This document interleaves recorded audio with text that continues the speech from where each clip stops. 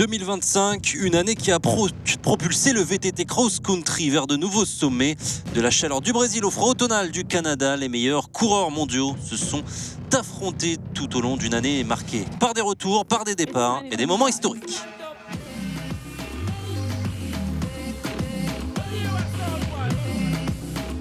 It's a new season.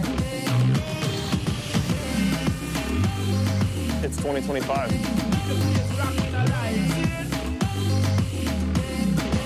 New faces.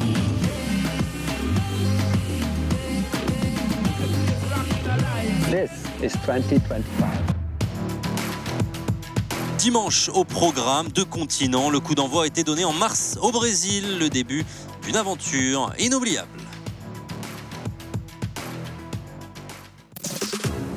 Alessandra Keller, précise et puissante. Evie Richards, intrépide. Jenny Rissveds, calme et calculatrice. Et Samara Maxwell, étoile montante. 4 femmes, une seule mission, remporter la Coupe du Monde.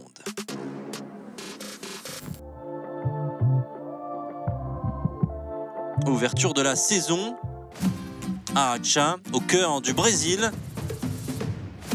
Puisqu'un simple lieu de course est un baptême du feu.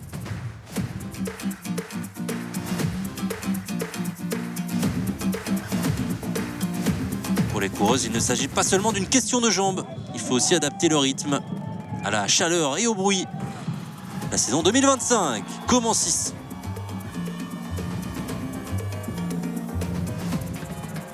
Les tactiques ont pris le dessus dans cette course. Evie Richards a prouvé que la patience payait en choisissant le moment idéal pour attaquer. J'essayais simplement d'être un peu plus maligne sur le plan tactique. Lors de la première course de l'année, il s'agit plutôt d'observer les autres, de courir sa propre course. J'ai juste suivi mon instinct. Le XCO de dimanche a encore accéléré le tempo.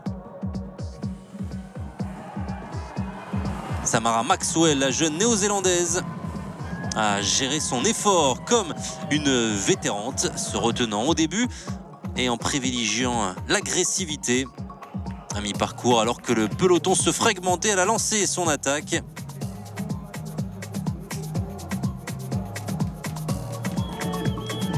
Il s'agissait alors d'une question d'endurance. Chaque tour, une bataille face à la température, au dérapage, à l'écho de la foule. Et elle atteint la ligne d'arrivée seule, incrédule.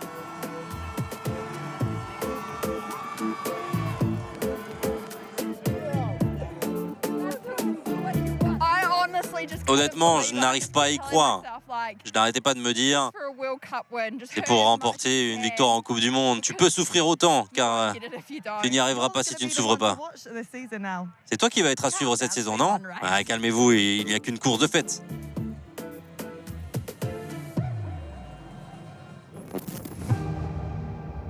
Du côté des hommes, plusieurs ont de grandes ambitions. Ino Schurter, la légende, est à la recherche d'une dernière étincelle. Chris Blevins et Wiktor Korecki font partie des grands favoris. 40 coureurs se sont entassés et dans le dernier tour, Chris Blevins est passé de la 4e place à la tête de la course. Dans la dernière montée finale, faisant parler ses jambes, le risque à payer. Le pari a fonctionné.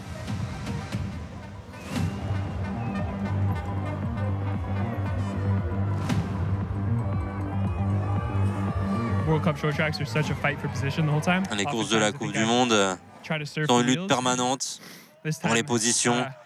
J'ai souvent l'impression d'essayer de surfer sur mes roues, mais ça s'est bien passé aujourd'hui, ça a porté ses fruits. Le XCO masculin s'est transformé en une véritable vitrine pour Specialized Factory Racing. Dès le début de course, Wiktor Korecki a donné le rythme, contrôlant la cadence alors que ça se dispersait derrière lui. Chris Blevins a contré, jouant parfaitement son rôle de coéquipier, de coureurs travaillant ensemble, tour après tour, coordination parfaite. Dans le dernier tour, Korecki a lancé une attaque décisive, accélérant, distançant son coéquipier. Korecki s'est détaché pour remporter la victoire. Blevins a franchi la ligne juste derrière. Un début de saison parfait pour ce duo qui est devenu un trio. Martin Vidoré a décroché la 3e place, complétant ainsi le podium. Un résultat qui entre dans l'histoire de la Coupe du Monde.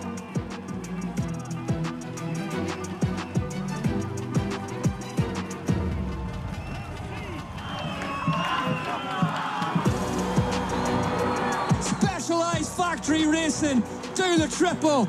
1, 2, 3. Victor Koretzky can't believe it. C'est incroyable ce que nous avons réussi. 1, 2 et 3.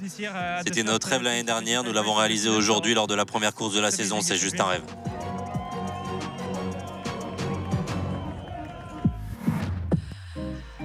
Une semaine plus tard, même lieu, mais histoire différente. Arantxa 2 a montré qui était en capacité de s'adapter rapidement. Ce n'était pas une simple répétition, mais un test pour voir la constance de chacun. Dans l'épreuve féminine de short track, Evie Richards a encore frappé, transformant sa confiance en une domination.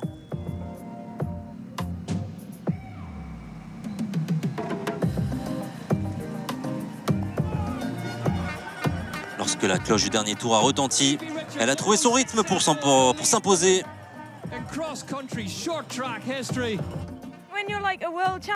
Je pense que quand on est championne du monde et qu'on est en tête du classement, la pression est énorme, donc j'étais vraiment nerveuse. Mais je suis ravi, c'est cool. Parfois que j'oublie que je suis une bonne coureuse. Dimanche, Jenny Rissveds a trouvé son rythme fluide, posé. La Suédoise a transformé ce qui est généralement un début de course chaotique en une démonstration solitaire.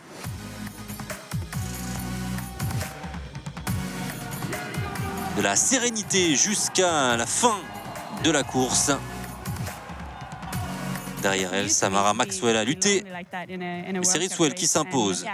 C'est nouveau pour moi de me sentir aussi seul dans une course de Coupe du Monde. Je suis en train de reprendre confiance. C'est vraiment agréable.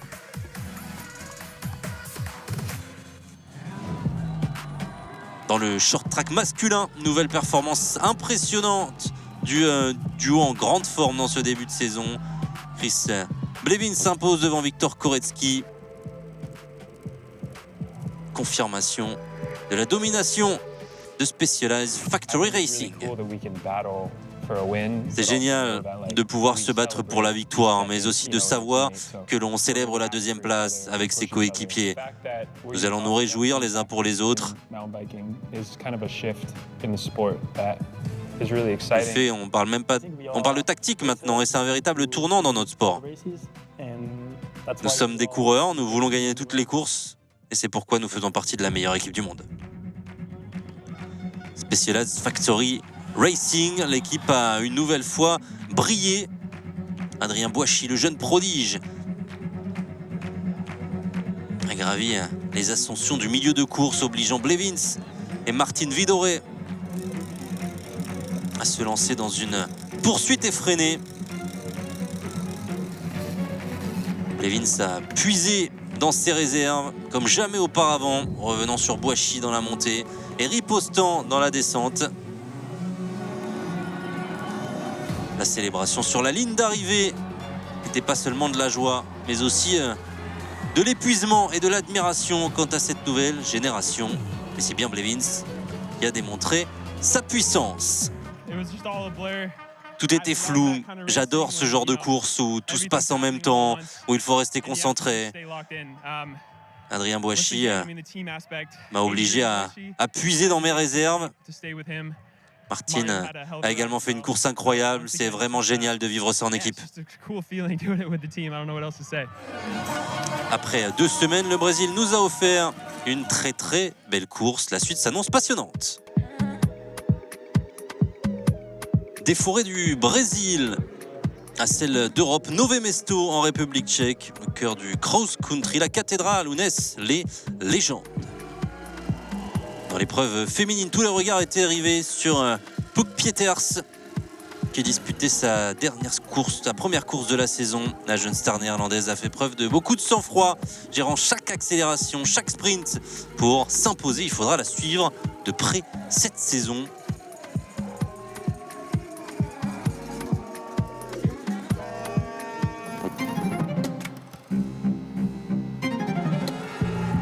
Mona Witter-Wallner a couronné un week-end de rêve qu'elle imaginait depuis son enfance.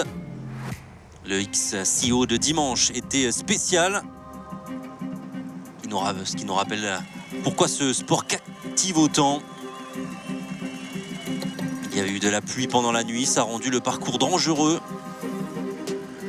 Après un excellent départ, Peters a crevé, a dû renoncer. Pendant ce temps, Mona Witter-Wallner a construit sa victoire depuis l'arrière, économisant son énergie, remontant le peloton avec précision. Son arrivée était simplement de la pure émotion. Coureuse qui était proche du but depuis des années. Ça fait longtemps que je n'étais pas monté sur la plus haute marche du podium en Coupe du Monde, et le faire à Nové Mesto, le lieu le plus emblématique, est un immense honneur. J'en ai toujours rêvé et aujourd'hui, j'ai encore du mal à y croire.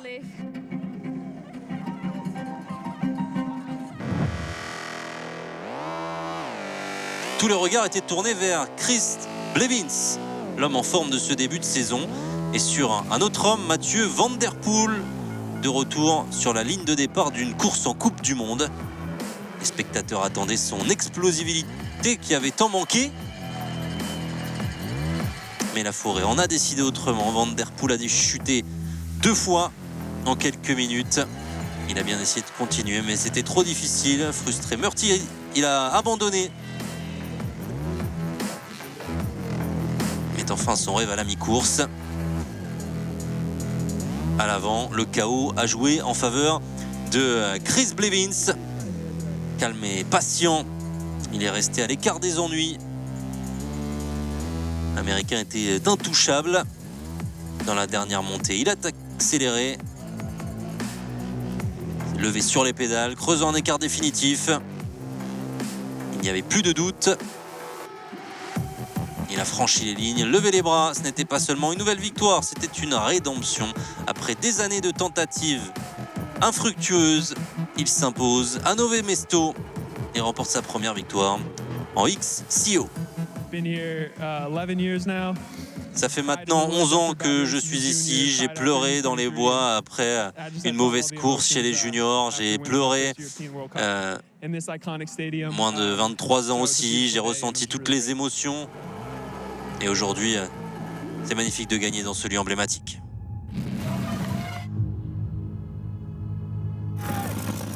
Place maintenant au paysage alpin et spectaculaire de l'Autriche, Leolang. Un circuit plus pittoresque, mais tout aussi difficile.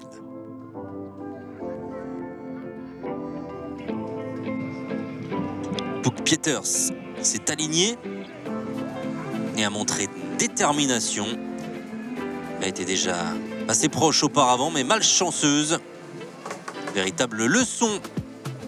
Puk Peters a franchi la ligne d'arrivée seule, a levé les bras, remportant sa première victoire XCC de la saison, marquant le début d'un week-end parfait pour elle, ici en Autriche.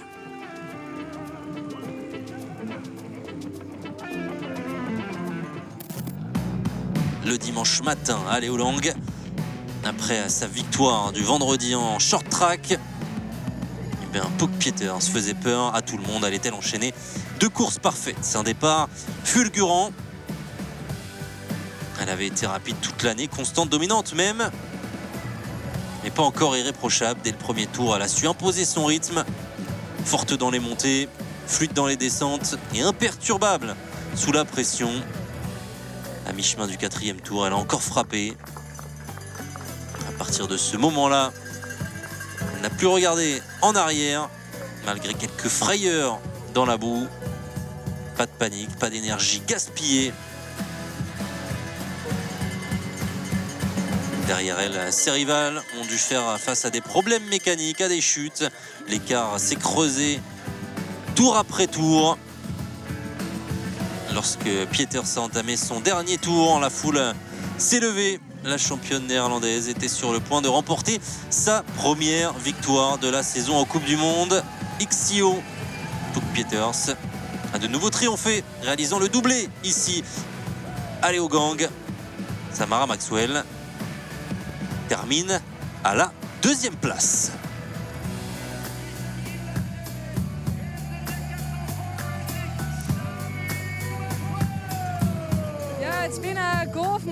Mon objectif était de passer un week-end parfait, mais jusqu'à présent, je n'y étais pas parvenu. Je suis donc tellement heureuse que ce soit produit aujourd'hui sur ce circuit.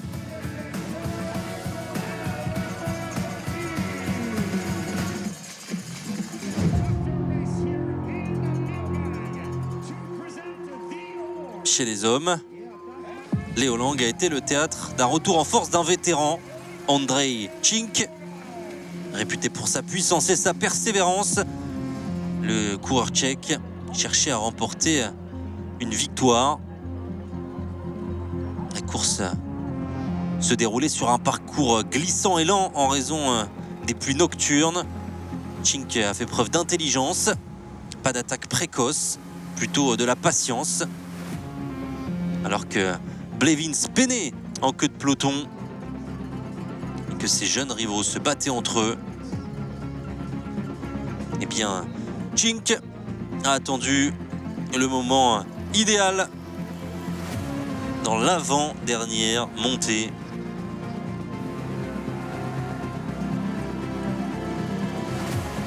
Une accélération qui a dispersé le peloton. La persévérance, l'expérience pour une victoire tant attendue, qui a rappelé aux fans et bien que l'expérience est importante.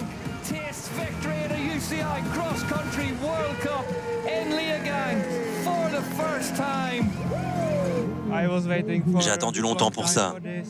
J'ai été 2e à plusieurs reprises. À un moment donné, j'ai pensé que ma carrière était terminée parce que je suis l'un des plus âgés ici. Alors je ne trouve pas les mots pour décrire ce que je ressens.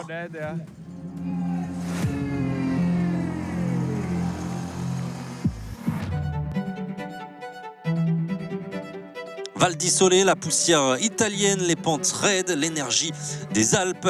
Brooke Pieters s'est une fois de plus montrée intouchable, synchronisant chaque mouvement à la perfection. À la mi-course, elle s'est placée derrière Evie Richards et Jenny Riesveds. Et puis, elle a finalement attaqué pour passer la ligne d'arrivée. Pieters a remporté sa 2e victoire consécutive en XCC, réalisant un doublé et écrivant une nouvelle page dans l'histoire de la Coupe du Monde. À la mi-parcours, Evie Richards mène le classement général. La cycliste néerlandaise était de retour dimanche lors de la course XCO. Une nouvelle fois, des étincelles pour Pieters. Dans les descentes accidentées, elle semblait voler.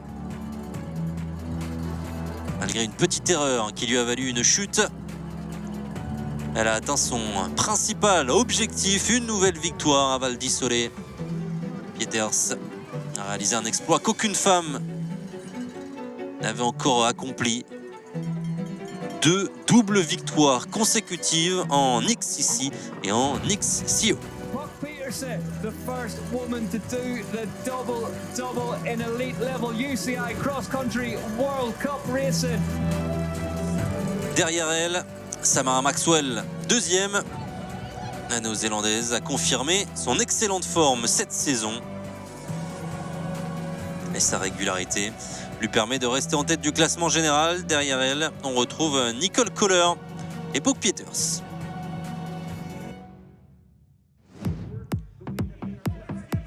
Chez les hommes, Chris Blevins a une nouvelle fois dominé le short track. Daraksha à Val di Sole, il est imbattable.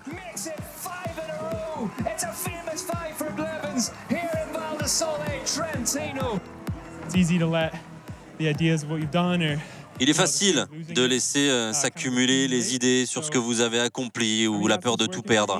Mais ce qui fonctionne pour moi, c'est toujours de revenir à la case départ. Chaque course est une nouvelle course. J'ai très bien couru aujourd'hui et j'ai réussi à trouver le bon coup de patte dans le dernier tour.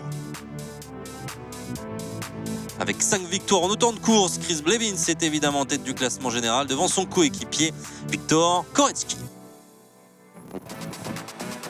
Le XCO de dimanche a vu apparaître un nouveau nom sous les projecteurs, Martin Vidore. Le coureur chilien, longtemps considéré comme l'avenir de ce sport, a enfin tenu ses promesses. Derrière Mathis Azzaro, qui a mené la course pendant une majeure partie de l'épreuve. Vidore a attendu son heure. Il a roulé avec beaucoup de maturité.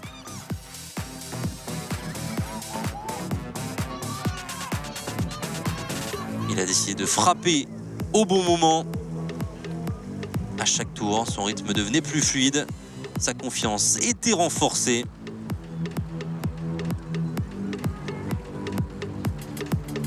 Un effort considérable pour attraper Azzaro qui n'a pas pu résister. Vidore a ensuite tenu bon jusqu'à la fin pour s'assurer la victoire et devenir le premier Chilien à remporter une course en Coupe du Monde.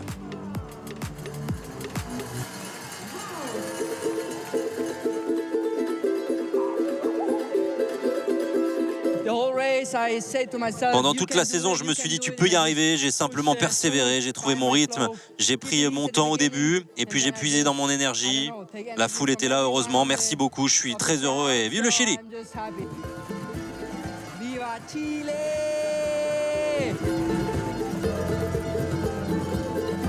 Même s'il n'a pas gagné, il reste le patron cette saison. Chris Blevins est en tête du classement général XCC et XCO. Martin Vidore occupe la 2e place. Des Dolomites aux Pyrénées, Palarissal en Andorre, haute altitude. Chaque tour donne l'impression de grimper à travers les nuages.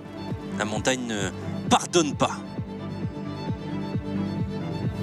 Palarissal nous a offert une course que personne n'aurait pu imaginer dès le départ. Samara Maxwell s'est démarqué, mais Puk Pieters n'était pas loin derrière.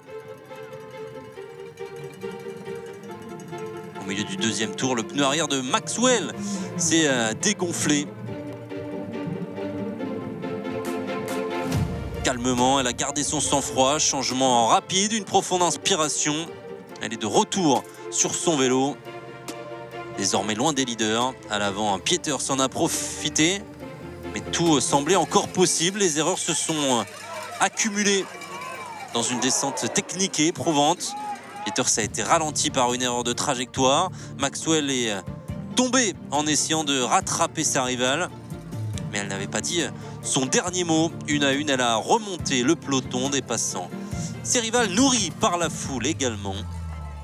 À 2 tours de l'arrivée, Pieters a fait une chute spectaculaire, une erreur rare. Maxwell a vu sa chance et a attaqué de toutes ses forces. Elle a rattrapé le groupe de tête mené par Jenny Riesveds et Alexandra Keller avant de s'envoler vers la victoire.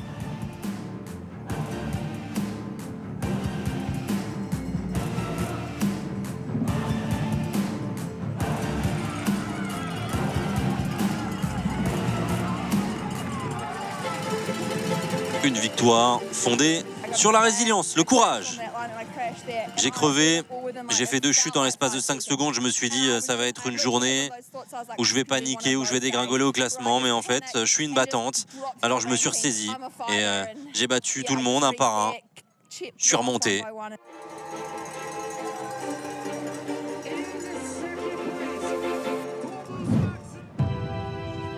Chez les hommes, Lucas Martin a continué à surprendre, le rookie alliant audace et calme. Le jeune champion de France de la spécialité a brillé en Andorre.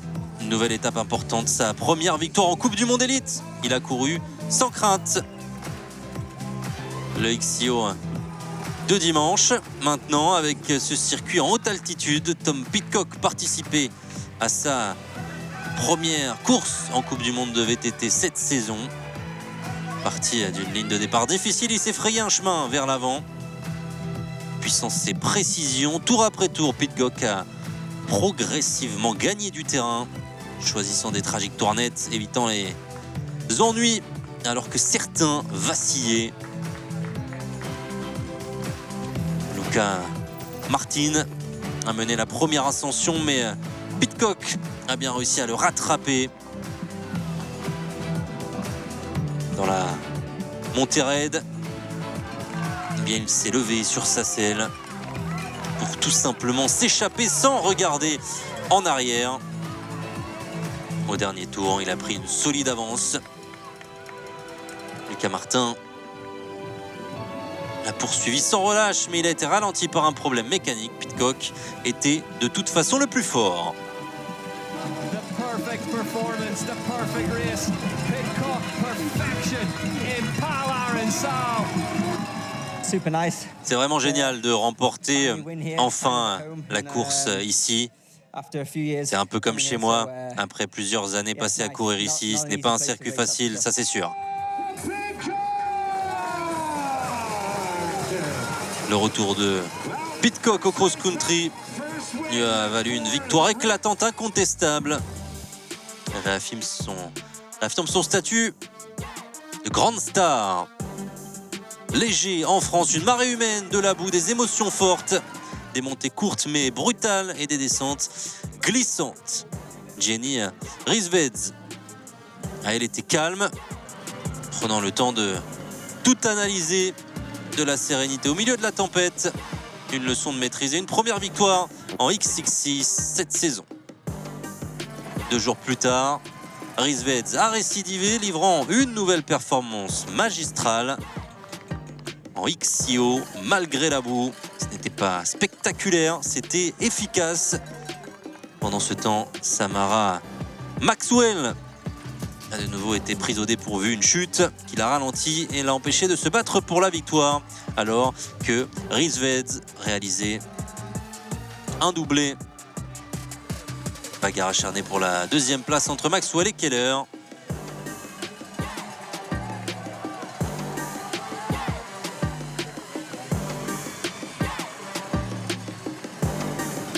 À l'approche de la fin de saison, Rissveds confirme son ascension, s'imposant progressivement comme la coureuse la plus forte en XCC et en XCO.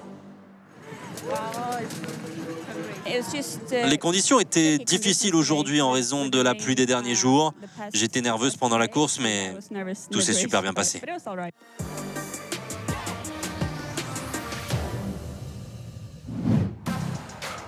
Chez les hommes, Charlie Aldridge s'est illustré dans l'épreuve de short track. Le jeune Écossais a surpris tout le monde en remportant sa première grande victoire grâce à son agressivité et son courage devant son compatriote de Cannondale, Luca Martin. Le XCO avait lui un invité spécial. Je me suis bien entraîné avec le René Tour sur route, ça m'a fait du bien, j'ai retrouvé la forme et je pense que je dois encore travailler un peu sur le VTT. Mathieu Van Der Poel prendra-t-il sa revanche après sa course décevante à Nové Mesto? Les choses ne s'annonçaient pas forcément bien dans le premier tour puisqu'il est rapidement passé de la 33e à la 48e place. Van Der Poel a alors entamé sa remontée alors que la course était très serrée en tête. Luca Martin et Luca Breido prenaient la tête. Le Néerlandais a refusé d'abandonner et est remonté jusqu'à la 4e place, à quelques secondes seulement du groupe de tête. Le suspense n'a finalement pas duré. Pas de remontée fantastique pour Van Der Poel. Luca Martin s'est lui détaché. Dimanche, la France a connu un nouveau héros. Luca Martin, victorieux sur son sol natal. Van Der Poel termine lui 6e. Luca Martin qui célèbre le premier triomphe sur le format olympique. Bravo Luca! C'est tout simplement incroyable. C'était fou sur la piste. Certains étaient en feu, criaient mon nom. Je gagne parce que je prends du plaisir sur le vélo. Je n'arrive pas à croire que j'ai vécu ce moment.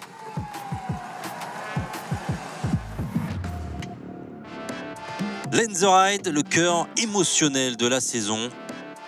Juste avant une course masculine riche en émotions, les femmes ont également offert du spectacle en Suisse.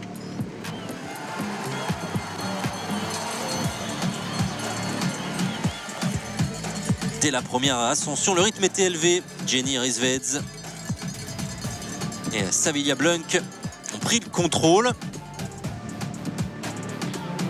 Alessandra Keller se tenait juste derrière.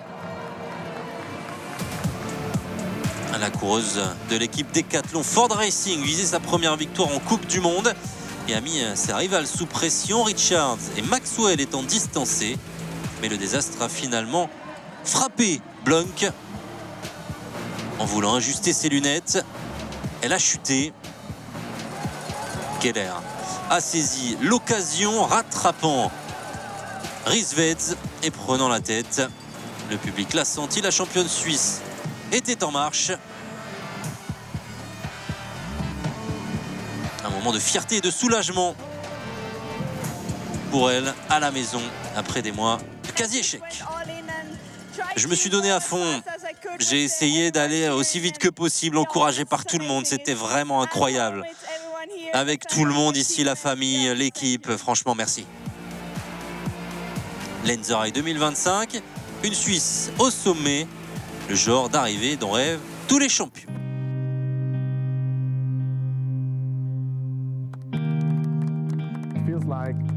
Cela ressemble à une Coupe du Monde normale, mais je sais que ce sera la dernière danse de Nino, sa dernière Coupe du Monde. Pour moi, c'est le moment idéal et l'endroit idéal. J'ai vraiment hâte de courir à nouveau ici à Let the Ride. J'espère que ce sera un moment spécial et que l'ambiance sera géniale.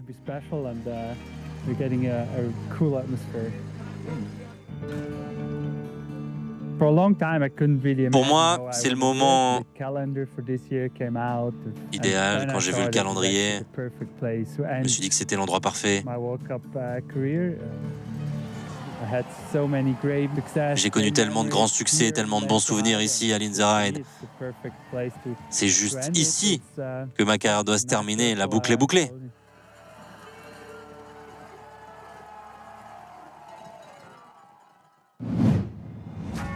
Sous un ciel dégagé, le public suisse s'était donc rassemblé pour ce qui allait être la dernière apparition de Nino Schurter en Coupe du Monde. Mais pas de miracle pour la légende suisse. Au début d'une course tendue, il y a eu deux revers majeurs pour Specialized lorsque Chris Blevins et Viktor Koretsky ont tous deux été victimes de problèmes mécaniques. Ils ne pourront pas se battre pour la victoire ce dimanche.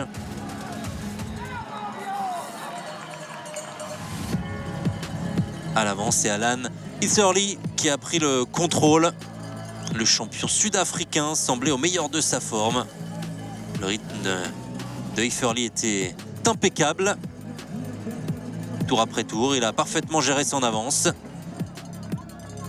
Il y a eu un dernier rebondissement lorsque Etherly a connu un problème technique avec sa chaîne.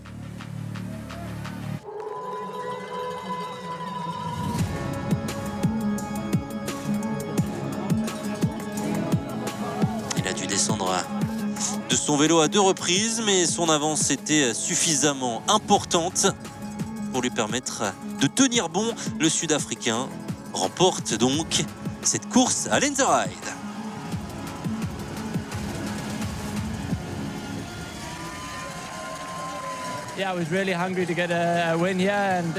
J'avais vraiment envie de remporter une victoire ici, c'était ma dernière possibilité, alors je voulais faire honneur au maillot et terminer en beauté. Mais l'émotion était surtout pour Nino Schurter qui disputait sa dernière Coupe du Monde à domicile dans une ambiance spéciale. La fin d'une époque. 10 UCI World Championship titles, 9 UCI World Cup overall titles, 36 individual World Cup wins, 1 Olympic gold, only one Nino for sure the greatest there has ever been, maybe the greatest there ever will be. Thank you, Nino.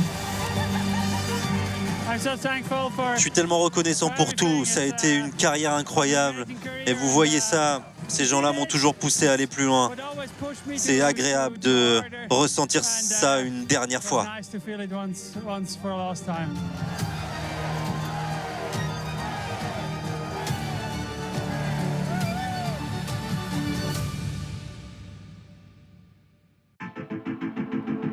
Après 8 manches en Europe de Coupe du Monde, la saison a traversé l'Atlantique pour rejoindre l'Amérique du Nord avec une toute nouvelle piste, White Mountain Face.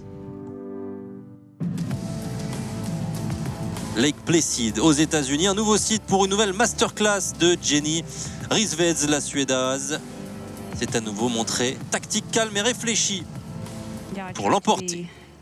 J'ai essayé d'être intelligente, je me suis pas concentré sur le fait de rouler à fond, je roulais avec réflexion et c'est quelque chose que j'ai vraiment appris cette année.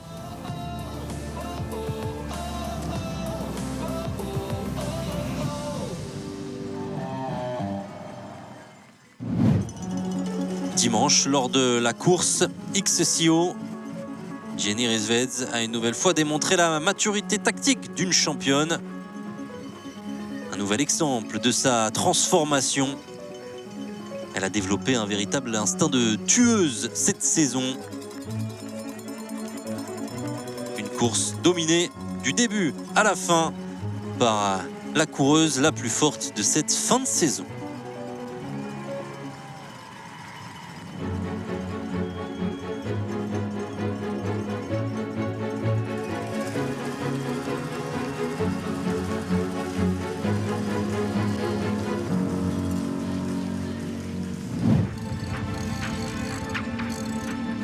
Chez les hommes, Chris Blevins, qui courait près de chez lui, a trouvé un nouveau souffle dans les montagnes américaines. Le héros local s'est imprégné de l'atmosphère et a transformé cette énergie en performance. Une victoire pour assurer un nouveau doublé pour Specialized. Le pari des pneus Gravel a porté ses fruits pour Blevins et Boachi qui ont franchi la ligne d'arrivée devant Azzaro. 6e victoire de la saison pour Blevins qui remporte le classement général de la Coupe du Monde UCI XCC.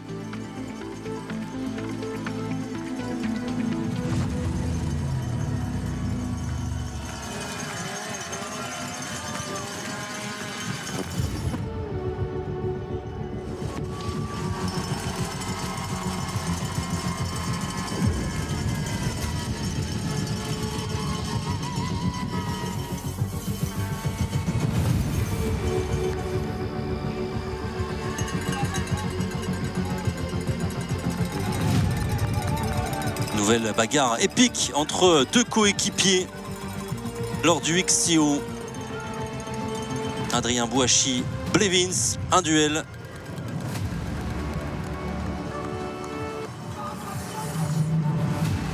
Et finalement, de l'émotion pour un nouveau doublé.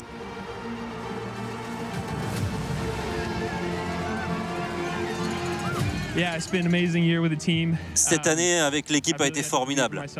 J'ai du mal à croire en moi encore et encore. J'adore ce sport, je sais, je le répète souvent, mais je le pense vraiment.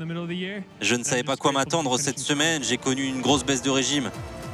Je suis reconnaissant, tout simplement.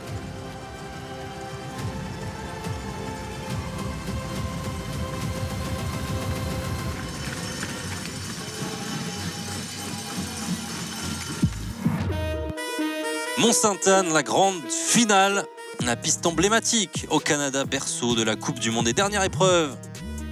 Après une longue saison, une toile de fond parfaite pour finir cette année 2025. La course élite XCC a débuté avec une nouvelle performance de Jenny Rissveds, toujours imbattable face à ses concurrentes dans la seconde moitié de la saison. Rissveds a lancé une attaque dévastatrice avant de contrôler jusqu'à la fin pour remporter la victoire. Quant à Evie Richards, elle a peut-être manqué une nouvelle victoire en Coupe du Monde, mais elle a réussi à décrocher le classement général. Je voulais gagner, mais j'étais aussi nerveuse parce que je ne voulais pas terminer en dehors du top 8. Je sais à quel point Jenny est forte. Quand elle s'est échappée, j'ai dû prendre une décision. Je ne pouvais pas sacrifier mes chances juste pour la rattraper. J'ai donc beaucoup réfléchi aujourd'hui. Evie Richards a remporté le titre en short track grâce à une saison où elle a été régulière. Jenny Rissveds l'a poussée jusqu'au bout et prend la 2e place. Pour sa dernière course de la saison, Jenny Rissveds a réalisé encore un sacré numéro. Elle prend la tête dès le départ, ne regarde jamais en arrière, établissant un nouveau record dans la catégorie Elite XCO. Rissveds a pris une avance de plus de 29 secondes dès le premier tour. Ça n'a cessé de croître au fil des 6 tours pour atteindre 3 minutes et 30 secondes à l'arrivée, pulvérisant ainsi le précédent record de 2 minutes 58 établi par Pauline Ferrand-Prévot en 2014. Sa saison a été une véritable leçon d'évolution derrière Rissveds. Samara Maxwell a mené une course intelligente et a réussi à devenir la championne XCO 2025. Après 2 ans sans compétition. Je réfléchissais à la pression et au stress que nous subissons en tant qu'athlètes. Nous avons disputé 11 courses cette année avec les championnats du monde et je suis monté sur le podium à 10 reprises. Je pense à tout le stress que j'ai enduré. C'était vraiment une saison incroyable. Samara Maxwell couronnée après une saison sensationnelle marquée par de la constance et du courage. Maxwell remporte le classement général. Jenny Rissveds termine à la 2e place et Alessandra Keller complète le podium. Pour conclure la saison 2025 de la Coupe du Monde de Short Track XCC, la course masculine a offert un final palpitant. Lucas Martin, Charlie Aldridge et Adrien Boissy. Finalement, c'est Cannondale qui lève les bras. Martin devançant Aldridge sur la ligne d'arrivée.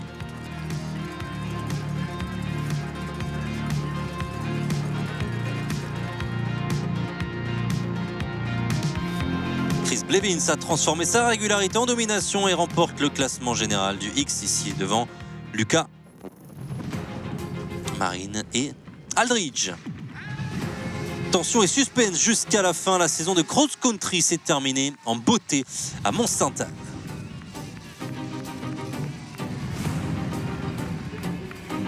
Une bataille intense qui a vu 4 coureurs mener la danse pendant la majeure partie des 7 tours. Aldridge a accéléré le rythme au début du dernier tour, ce qui lui a permis de se détacher.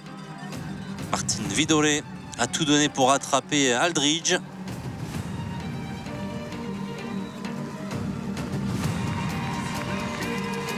Mais il a dû se contenter simplement de la 2e place, qui lui a également assuré une 2e place au classement général. Mathis Sazzaro complète le podium. Je suis aux anges. Quelle belle façon de terminer l'année. Je suis fou de joie. J'ai travaillé toute ma carrière pour remporter une victoire en XCO. Cette année, j'ai failli arriver à plusieurs reprises, alors terminer ici, c'est magnifique. Blevins ne s'est pas impliqué dans la lutte pour la victoire. Il avait déjà remporté le classement général XCO avant la dernière manche. Le Brésil me semble déjà loin. Cette année a été magnifique. Je dois prendre le temps de me remettre, les idées en place. En ce moment, je me sens extrêmement reconnaissant, fier de moi, fier de l'équipe. C'était une sacrée aventure. Avant cette saison, Blevins n'avait remporté que 2 courses XCO sur la plus grande scène. Cette année, il s'est imposé comme le coureur le plus dominant, avec 3 victoires en XCO et 6 victoires en XCC. Blevins remporte le classement général masculin. Martin Vidore et Lucas Martin ont complété le podium.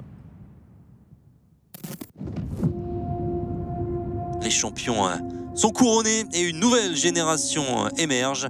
Daraksha à Mont-Sainte-Anne cette saison nous a rappelé ce qu'est vraiment le VTT, du courage, du chaos et du cœur.